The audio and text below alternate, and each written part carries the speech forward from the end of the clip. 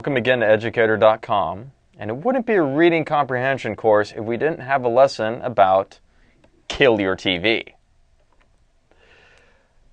Once upon a time in the great era of 1996, there was this movie called The Cable Guy. It had an actor named Jim Carrey in it, and he was a stranger that came to town, and he was the cable guy. He came by and fixed Matthew Broderick's cable and said, "Hey man, let's be friends." No, let's really be friends. Let's just keep being friends and friends. And he was obsessive, he was lonely, and he was a little nuts. He didn't know when to go away. And why was he this way? Why was he so crazy? Because of too much TV. Finally, at the end of the movie, Jim Carrey's character sacrifices himself because someone has to kill the babysitter. Now, this movie, and you can maybe YouTube it or Netflix it or however you want to do to kind of understand what I'm talking about here. If this movie was made today, would we only be talking about TV, making someone a little nuts? Well, wouldn't we also be talking about the internet and stuff like that that's similar to TV? Maybe we'd be talking about video games or social networking. It's just way too accessible now, isn't it? So, in this course, what I'm going to do is I'm going to talk about a little bit about the hazards of television. Then I'm going to talk about the good things.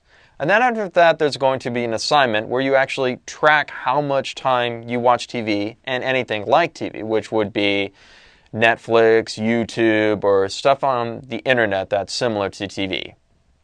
First off, it is a hazard to the growth of your brain. When you're actually watching TV, your brain is actually less active than when you are asleep.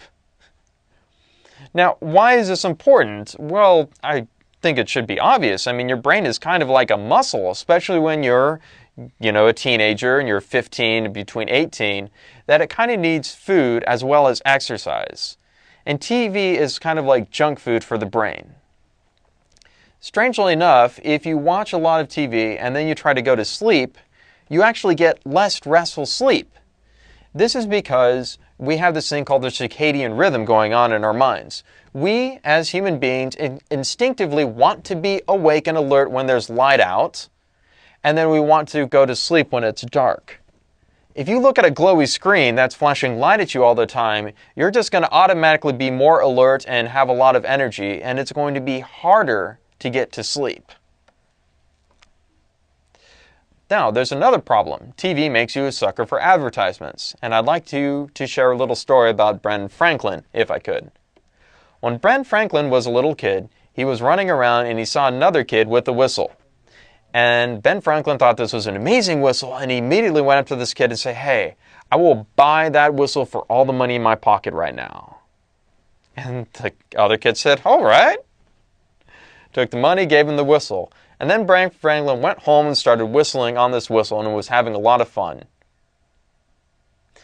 And then his older sibling said, "Hey, Ben, you paid 4 times as much as what that whistle was actually worth."